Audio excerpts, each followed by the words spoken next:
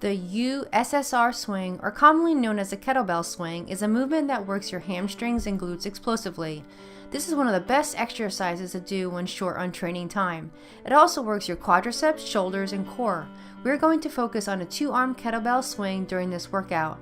There is also a 1-arm variation. To perform the movement, hold the kettlebell out in front of you near your waist with arms extended. Bend at your hips and knees, keeping a straight back, dropping the kettlebell back between your legs. Feet should be wider than shoulder width apart. Keeping your arms straight, drive your hips forward, raising the kettlebell forward and up. As you come up, straighten your knees, raising the kettlebell to shoulder height. Then, squat back down, dropping the kettlebell back between your legs again. Continue in this pattern, swinging the kettlebell back and forth forcefully. If you find the kettlebell is easily going above shoulder height with every repetition, choose a heavier kettlebell. Always remember to drive with your hips to swing the kettlebell. This movement is not relying on your arms to do the work. Hips are always pushed back with a straight back on the descent. Feet should be shoulder width apart during the movement as well.